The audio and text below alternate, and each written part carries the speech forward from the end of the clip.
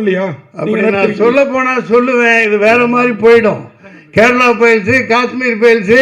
இப்போ இந்த வந்துட்டு இருக்க மத ரீதியான அப்பட்டமான பொய்யை சொல்லிக்கிட்டு இந்த நாட்டை நாசம் பண்ணிட்டு இருக்காங்களே, அதெல்லாம் என்ன மயிருக்கு எப்படி வந்துச்சு? எப்படி வந்துச்சு? இவன் என்ன தப்பு பண்ணா? என்ன பேச்சு பேசிட்டு இருக்கீங்க? நான் நியாயத்துக்கு குரல் கொடுக்கிறவன். நான் ஜனநாயகன். அதாவது வந்தேன்னு நீ வராட்டி என்ன? அதாவது இது விஜய்க்கு ஆதரவாவோ எதிராவோ இது கூட புரியாட்டி நீ எப்படி ஐயா பத்திரிக்கையாளர்? இது கூட புரியாட்டி எப்படி ஐயா? அதாவது காலையாளர்கள் அனைவருக்கும் வணக்கம். இயக்குனர் முரளிகிருஷ் ரொம்ப கஷ்டப்பட்டு இந்த படத்தை எடுத்திருக்காங்க. ஆமா, கருப்பனின் கருப்பிய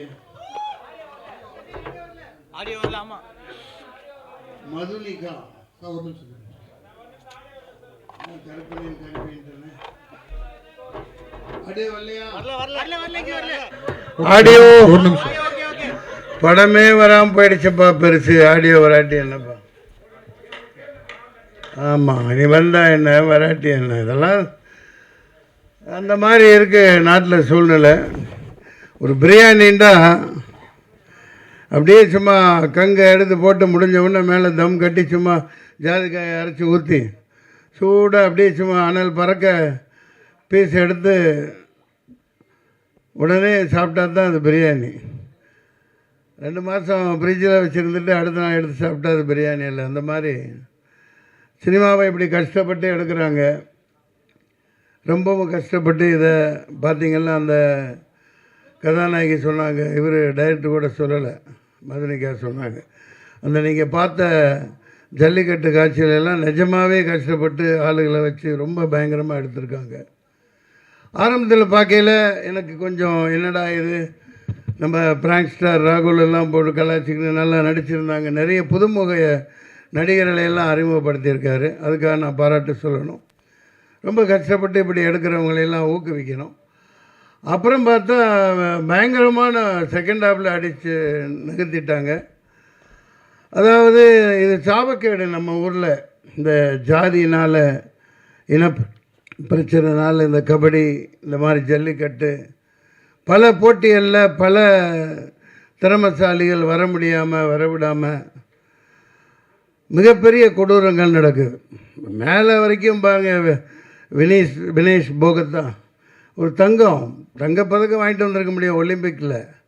மேலே இருக்கிற ஆட்சியாளர்களே அதை தடுக்கிறாங்க.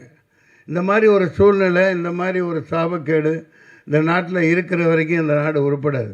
எத்தனை ஆட்சிகள் வந்தாலும் சரி, எத்தனை அதிகாரங்கள் மாறினாலும் சரி, அடிமட்டத்திலேருந்து ஒரு பல்சர் மாதிரி ஒரு கருப்பன் மாதிரி இந்த நாடு உண்மையான ஒரு ஜனநாயகத்தை இன்னும் பார்க்க முடியாத இருக்கையில் இப்படி ஒரு தவறான கைகளில் மாட்டிகிட்டு இருக்கையிலே ஒரு தைரியமான ஒரு கதையை அவர் எடுத்திருக்கார்.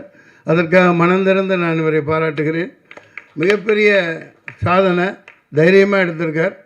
அதை நகைச்சுவையாக சொல்லியிருக்கார். நான் அதிகம் பேச விரும்பலை. நீங்களே பார்த்துருக்கீங்க, தென் மாநிலங்களில் பல இடங்களில் இந்த ஆணவ படுகொலை, ஆணவ கொலை, ஒருத்தர் வந்துடக்கூடாது, ஒருத்தரை மட்டும் தட்டியே வச்சுருக்கணும் அப்படிங்கிற போக்கு என்றைக்கு ஒழியுதோ அப்போ தான் முந்தானத்து நம்ம கொண்டாடின குடியரசு தினத்தின் உண்மையான அர்த்தம் நிற்கும் இந்த நாட்டில். பாபா சாஹேப் அம்பேத்கர் 7-8 பேர் சேர்ந்து எழுதினாங்க. அந்த 2.5 வருஷமாக அங்கே ஃபின்லாண்ட், லண்டன், இங்கே போய் டென்மார்க் பல நாடுகளில் போய் 8 பேர் கொண்ட குழு. அதில் அம்பேத்கர் டிராஃப்ட்ஸ்மேன் கமிட்டி லீடர்.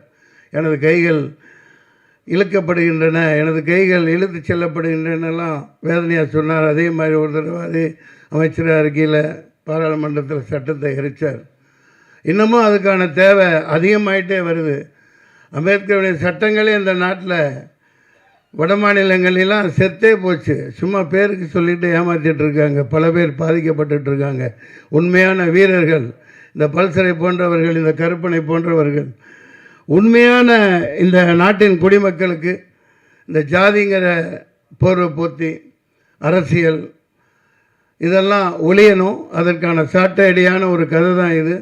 ஒரு பயங்கரமான ஒரு இதை வச்சுக்கிட்டு எப்படி அமர்த்தப்படுறாங்கங்கிறத காமிச்சிருக்காங்க. நான் அதிகம் பேச விரும்பலை. எனக்கு எப்போ போனாலும் ஷூட்டிங் போனாலும் நல்ல ஆவி பறக்க பறக்க பிரியாணி கொடுத்து சாப்பிட வச்சிடுறாரு. படத்தில் பார்த்துருப்பீங்க, நான் சாப்பிட்டுக்கிட்டே தான் இருப்பேன். ஆமாம், அது என்ன பண்ணுறது, அது ஒன்றும் பண்ண முடியாது நம்ம. நன்றி. இந்த படத்தை நீங்கள் மக்கள்கிட்ட கொண்டு போய் சேர்க்கணும். மற்றவங்க இதை பற்றி பத்திரிக்கையாளர் யாரும் முக்கியமானவங்க பேசுனா ரொம்ப நல்லாயிருக்கும். ரைட், நன்றி, வணக்கம். போங்க, 4 வார்த்தை சொல்லுங்கள். மாடு முட்டிச்சு கருப்பன் முட்டினாரா? ஐயோ, சொல்ல மறந்துட்டேன். இவங்க ரொம்ப அற்புதமாக நடிச்சிருந்தாங்க. எல்லா கதாநாயகிகள் சின்ன சின்ன பாத்திரங்கள்லாம். தினேஷ் வழக்கம் போல் வர முடியல. அவர் ஒரு அற்புதமான மனிதர். நான் பாராட்டுறதுக்கெல்லாம் சொல்லலை. அவர் ஒரு நடிகருங்கிற இதே அவர்கிட்ட இருக்காது. அதை எப்படி சொல்கிறதுனே புரியல. அப்படி ஒரு எளிமையான மனிதர். அவர் எந்த பந்தாவோ எந்த இதுவுமே இல்லாமல் பூமியில் கால் எடுத்து வச்சு நடக்கணுன்னா கூட தினேஷ் இங்கே இல்லை. பூமி கேட்டுட்டு தான் கால் வைக்கட்டுமா வேணாமான்னு கேட்டுட்டு தான். பேசுகிறதா இருந்தாலும் சரி, கதாநாயகிட்ட பேசுகிறதா இருந்தாலும் நான் பேசலாமா, இந்த வார்த்தையை யூஸ் பண்ணலாமா, அந்த மாதிரி ஒரு அடக்க ஒடுக்கமான பிள்ளை. அவர் அட்டக்கத்தின்னு தினேஷன் அறியப்பட்டார். டைரக்டர் அறிமுகப்படுத்துகிறாங்க. இந்த பெரிய பெரிய படங்கள் வந்து பெரிய அளவுக்கு போவார். அது அட்டக்கத்திங்கிறத நான் எப்படி பார்க்குறேன்னா, அது பெரிய சாதனை பண்ணினது. கே பாலச்சந்தர் அவர்கள் ரஜினிகாந்த் அறிமுகப்படுத்தியில் சுருதி பேதம்னு தான் ஆரம்பிச்சிருப்பார். அதுதான் இப்போ இது வரைக்கும் சூப்பர் ஸ்டாராக இருக்கார். அந்த மாதிரி இந்த அட்டக்கத்தி தினேஷ் பெரிய ஒரு நிஜக்கத்தியாக மாறுவார்.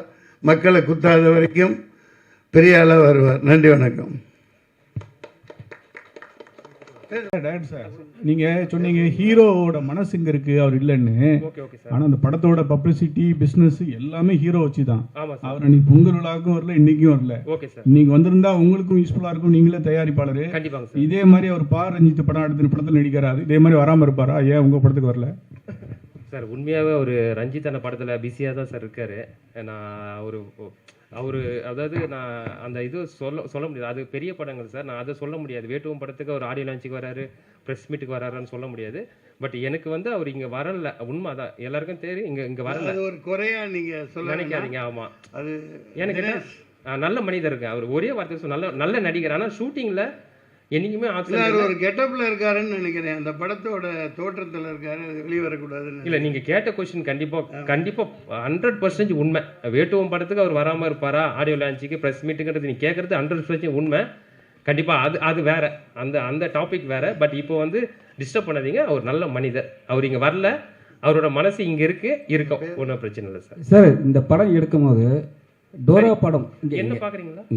ஓகே, டோரா படம் நயன்தாரா நடிச்சாங்க. ஆமா ஆமா சார். அதுல வந்து அந்த காருக்கு வந்து ஆவி இருக்காம, ஆவி நாயா இருக்கும். ஆமா, இது வந்து மாடா இருக்கு. இது எப்படி நாங்க ஏத்துக்கிறது? ஏன்னா நாங்க ஏற்கனவே அந்த படம் நாங்க பார்த்துட்டோம். இது மக்கள் வந்து எப்படி வந்து ஏத்துப்பாங்க? தென் அதுல வந்து சார் சொன்னாரு, படம் ஸ்டார்டிங்லயே வந்து படம் வெளி வரலன்னாரு. எந்த படம் வெளி வரலன்னு சொன்னாரு? ஜனநாயகன். அதாவது வந்தாயின்னு நீ வராட்டி என்ன? அதாவது இது வந்து விஜய்க்கு ஆதரவாவோ எதிராவோ இதோட புரியாட்டி நீ எப்படி ஐயா பத்திரிக்கையாளர்?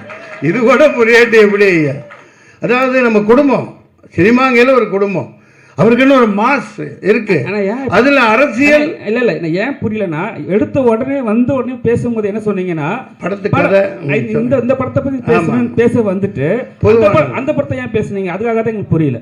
படத்தை மொத்தமாக பார்த்தேன் இல்லையா? இவர் பட்ட வேதனைகள். ஒரு படம் அந்த டயத்துக்கு வரணும். அதான் சொன்னேன் நான். பிரியாணிலாம் அன்றைக்கி சாப்பிட்ணும், ஃப்ரிட்ஜில் வச்சு 4 நாள் கழிச்சு சாப்பிட்றதுக்கு பேர் பிரியாணி இல்லை. அந்த மாதிரி அது மிகப்பெரிய கொடுமை. அந்த மாதிரிலாம் இனிமேல் இருக்கக்கூடாதுன்னா ஒரு சரியான கேர்ஜி மாதிரி, ஒரு ராத்தர் மாதிரி, ஒரு சரியான ப்ரொடியூசர் கவுன்சில் ஒரு ஆள் இருக்கணும். அதேமாதிரி எல்லாம் நல்லாயிருக்கும், யாரையும் குறை சொல்கிறதுக்கு இல்லை. இது மிகப்பெரிய வேதனை. அது ஒரு மாஸ் ஹீரோ. அது என்ன அரசியல் நடக்குன்னு தெரியல. கோட்டுங்கிறான், அங்கேங்கிறான், மறுபடிங்கிறான், ஆர்டருங்கிறான். என்னடா நடக்குது இந்த நாட்டில்? என்ன யாராக இருந்தாலும் சரி, சினிமாங்கிற இந்த குடும்பம் அந்த இதுக்கு ஒருத்தர் பாதிக்கப்படக்கூடாது. எத்தனை ப்ரொடியூசர்ஸ், எத்தனை பேர், அந்த ஆள் எத்தனாயிரம் கோடி போட்டிருப்பான் படம் எடுத்தவன். எத்தனை லட்சம் பேர். அந்த ஒரு பொங்கல்னா அந்த இதுக்கு கொண்டு வரணும். அது தனி மனித சாதனையோ ஒரு ஹீரோவோட வேலையோ அதெல்லாம் கிடையாது. ஒட்டுமொத்தமாக அந்த பாடி ஏதோ ஒரு தவறு நடக்குது, அதை இன்னும் என்னால் புரிஞ்சிக்க முடியல. அந்த வேதனையை தான் சொன்னேன். ஏன்னா இவர் தான் பணத்தை போட்டு இவ்வளோ கஷ்டப்பட்டு எடுத்திருக்காங்க இல்லையா. அதனால இந்த சினிமாவை நம்பித்தான் நம்ம பிரசு எல்லாமே இருக்கும். அதனால அதெல்லாம் களையணும்னா உண்மையான கருப்பன்கள், உண்மையான ஒரு ஆர்வலர், இந்த நாட்டை நேசிக்கிறவங்க வரணும். சார் டைரக்டர் சார், மன்சூர் சாருக்கு படம் முழுக்க இங்கேயும் சாப்பாடை பற்றி தான் பேசுகிறாரு. Okay okay sir. ஓகே, படம் முழுக்க சாப்பாடு சீன் வச்சதுக்கு காரணம் இந்த மாதிரி எதுவும் பேசிடக்கூடாதுங்கிறதுக்காக தானே? இந்த மாதிரி எதுவும் பேசிடக்கூடாதுங்கிறதுக்காக தான் சாப்பாடு சீனா? இல்லை சார், அவர் அது சாப்பிடும் போது அழகாக இருக்கார். ஏன்னா அவர் நம்ம நிறைய இப்போ பெரிய டேரக்டர் லோகேஷ் கனகராஜ் சார்லாம் சொல்லுவாங்க, அவர் சாப்பிட்டாலே ஒரு அழகுன்னுவாங்க. அதனால அவர் சாப்பிட வச்சது கண்டிப்பாக அது கதை காலத்துக்கு நீங்கள் படம் பார்த்தீங்க இல்லையா, அதனால் அவர் உண்மையிலேயே நான் அவ்வளோ சாப்பிட்றவங்களாம் கிடையாது, சாப்பிட்ற மாதிரி நடிக்கிறது தான். அந்த காலமெல்லாம் போயிடுச்சு. நான் வெஜிடேரியனாக மாதிரி நம்ம அதிகமாக சாப்பிட முடியறதில்ல. இல்லை படத்தில் அது ஓகே சார். நீங்கள் சொல்கிறீங்க சினிமா ஒரு குடும்பம், ஒரு படம் வெளியில் வரல, நம்ம சட்டத்துக்கு புறமான கருத்து இருந்தால் படத்தை சென்சார் நிறுத்தி வைக்கிறதுல என்ன தப்பு இருக்குது சார்? இப்போ இந்த படத்தை உள்ளியா? அப்படி நான் சொல்ல போனால் சொல்லுவேன், இது வேற மாதிரி போயிடும். கேரளா போயிடுச்சு, காஷ்மீர் போயிடுச்சு. இப்போ இந்த வந்துட்டு இருக்க மத ரீதியான அப்பட்டமான பொய்ய சொல்லிக்கிட்டு இந்த நாட்டை நாசம் பண்ணிட்டு இருக்காங்களே, அதெல்லாம் என்ன மயிருக்கு எப்படி வந்துச்சு? இவன் என்ன தப்பு பண்ணான்? என்ன பேச்சு பேசிட்டு இருக்கீங்க? நான் நியாயத்துக்கு குரல் கொடுக்கிறவன். நான் சாதாரண அடிப்படை தர மட்டத்தில் தர லோக்கல்னா அதைத்தான், அதை எதிர்க்கிறேன். இந்த சென்சார் ஒரு மயில் வேணாண்டா, மக்கள்கிட்ட குடுறா கையில், இந்த ஆட்சியே வேணான்னு தூக்கி போடுங்க. உண்மையானவர் வாங்க, 4 பத்திரிக்கை வாங்க, 4 சொசைட்டியில் அந்த ஒரு மத ரீதியான உண்மையான ஆன்மீகவாதி 2 பேர் உட்காருங்க, சினிமாக்காரன் 4 பேர் உட்காரு, ப்ரொடியூசர் 4 பேர் உட்காரு, லிரிக்ஸ் ரைட்டர், இப்படி ஒரு 20 பேர் டீமை வைங்க. சென்ட்ரல் கவர்மெண்ட் ஒரு மயில் வேணாம், நீங்க கிழிச்சதெல்லாம் போதும், நிறைய பாதிக்கப்பட்டாச்சு. நன்றி, வணக்கம் சார். மதுரகாந்த் சார் வாங்க, விட்டுற மாதிரி இல்லை உங்களை, வாங்க இங்கே வாங்க. தோருங்க நீங்க உள்ள நேரம் சென்சார் என்ன வேணாலும் கேட்கலாம். சென்சார் போர்டை கேட்டீங்கல்ல, நான் படம் எடுக்கிறவன் தான், எனக்கு சொல்றதுக்கு உரிமை இருக்கு. வாழ்க்கை ஜனநாயகன படத்தை 2 வருஷம் தூக்கிட்டு டெல்லிக்கு பொட்டியை தூக்கிட்டு அலைஞ்சேன். இந்த ஞானசேகரன் கொடுக்கல, கடைசி நான் பொட்டியை தூக்கிட்டு இப்போ மாதிரி டிஜிட்டல் கிடையாது, அது வேற காலகட்டம். நான் சமாளிச்சுட்டு வெளியே வந்துட்டேன். வாழ்க்கை ஜனநாயகம்னு படம் அது நல்லா ஓடிச்சு. ஒரே ஒரு ஷாட் அதில் இருந்துச்சு, இந்தியா விற்பனைக்குன்னு போட்டிருந்தேன். எது இந்தியா விற்பனைக்குன்னு போட்டிருந்தேன். நான் ஒரு காயலாங்கடை வியாபாரி. அதில் மேப், உலக மேப் இருக்கும், இந்தியா மேப் இருக்கும், விற்பனைக்குன்னு போட்டு மேப் போட்டிருந்தேன். அதை தூக்குனாருன்னா தூக்க முடியாதுன்னு களி. இப்போ நாட்டை நாசம் பண்ணி இந்தியாவை உண்மையிலேயே வித்துட்டு இருக்காங்க. மூஞ்சியை கொண்டு எங்கேயா வச்சுக்கிறது, எல்லாத்தையும் வித்துட்டாங்க.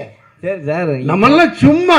சரி சார், படம் வந்துருச்சு. கருப்பு முந்தா நேற்று பாருங்க, 600 கிலோமீட்டர்ல என்ன கங்கா, பெரிய எவ்வளோ பெரிய கிலோமீட்டர், எவ்வளோ பெரிய ரோடு, என்னாச்சு? தூக்கி அதானிக்கு அப்படியே கொடுத்துட்டேன். 70% இந்த உனக்கு, இந்த அம்பானிக்கு.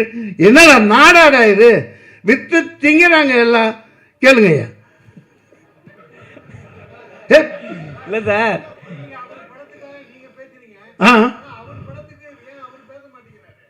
இங்கே ஒன்று புரிஞ்சுக்குங்க. காரணங்கள் இருக்குங்க, காரணங்கள் இருக்கும். அது அவர்கிட்ட தானே கேட்கணும். நான் ஒரு சினிமாக்காரனா, என் குடும்பஸ்தனா, எப்போ தேவையோ அப்போ குரல் கொடுக்க வேண்டியது ஒரு ஆதங்கம். நான் எப்போ ரிலீஸ் ஆனால் குடும்பத்தோடு போய் பார்ப்பேன், இதே தேட்டரில் பார்ப்பேன். அது பதிவு பண்ணியிருக்கேன், எல்லாத்துக்கும் தெரியும். இப்போ ஏங்க நீங்கள் தனிப்பட்ட தாக்குதல்லாம் நடத்த வேணாம். அவர் தயாரிப்பாளர் எவ்வளோ பாதிக்கப்பட்டிருக்காங்க, லட்சக்கணக்கான ரசிகர்கள், கோடிக்கணக்கான பேர். அது ஒரு ஆப்டர் சினிமா தான், தூக்கி போட்டலாம், அது வேற விஷயம். ஆடியோ லான்ச்ல எடுத்துட்டு இருப்பார் சார் அவரு. ஆடியோ லான்ச்ல எடுத்துக்க வரா, அப்புறம் என்ன ஆடியோ லான்ச்? புரியல, ஆடியோ லான்ச் ஆமாங்க. அதான் மலேசியாவில் தான் மாலிக் பாய் பின்னிட்டானே, பெரிய மலேசியாவே தூக்கி போட்டு அது வரைக்கும் உலக சரித்திரத்தில் இல்லாத அளவுக்கு பண்ணியிருக்காரு. அவர்னா ஏழையா சார்? நீங்க குரல் கொடுத்துனுக்குறீங்க. தமிழ்நாட்டில் நடத்திருந்தா பரவாயில்ல. நான் ஒரு ப்ரொடியூசரா அதோட பேசுறேங்க. ஆடியோ லான்ச் பல கோடி போயிருக்கோம். ஆமா, ஏன் தமிழ்நாட்டில் வைக்க மலேசியால போய் வைக்கிறீங்க? என்ன பேசுறீங்க? அமெரிக்காவில் கூட வைப்பாங்க. நம்ம தமிழ் சினிமா எங்கே போயிருக்குது? துபாயில் கூட வைக்கலாம். நல்லா நடந்துச்சா? அங்கே என்ன பேச்சு பேசுறீங்க? டிக்கெட் விற்பனை பண்ணி தான் சார் உள்ள அலோ பண்ணாங்க. எது டிக்கெட் வித்து தான் உள்ள. சரி, அதனால உங்களுக்கு என்ன போகுது? நீங்க ஏன் வைத்தறிச்சல் பண்றீங்க? கடைசி வரையும் படம் அல்ல, கடைசி வரையும் கஷ்டப்படுறீங்களே. அதான் சின்ன படம். அதாவது வெறுப்பு அரசியல் கூடாது. இல்ல இல்ல கேளுங்க, நீங்க கேட்டு என்ன கேட்டாலும் நாக்க புடுங்கிட்டு சாவற மாதிரி கேளுங்க. சின்ன படம் தியேட்டருக்கு வரலனா நீங்க கேளுங்க. ரீ ரிலீஸ் கேடிவி மொபைல் எல்லாத்தையும் போட்டாங்கல்ல, திருப்பி ரீ ரிலீஸ்க்கு தியேட்டருக்கு வரீங்க கேட்க வேண்டியதானே? இந்த படத்துக்கு யாரை சொல்றீங்க? என்ன சொல்றீங்க? உங்க தமிழ்நாட்டுல, நம்ம தமிழ்நாட்டுல தான் கேக்குறேன். எந்த படத்தை? இதோ இப்ப கூட தான் கீழ மங்காத்தா போயிட்டு இருக்கு, கில்லி போயிட்டு இருக்கு. லைனா புது படங்கள் வழி விடுங்கன்னு சொல்ல வேண்டியதானே? ஏங்க இதெல்லாம் ஒரு விஷயமா? நான் கவுன்சில் இருந்தவன், நானும் தயாரிப்பாளர், நான் 11 படம் எடுத்திருக்கேன். இல்ல சார், தியேட்டர் கிடைக்கல. இப்போ அவர்கிட்ட டைரக்டர் கேளுங்க, அவர் ப்ரொடியூசர். அதுதான் நண்பரே, அதுதான் நண்பரே. தியேட்டர் கொடுக்க மாட்டேங்கிறாங்க, ஓடிடி கொடுக்க மாட்டேங்கிறாங்க. இதெல்லாம் சேனலைஸ் பண்ணணும். சரியான ஒரு பாடி இருக்கணும்.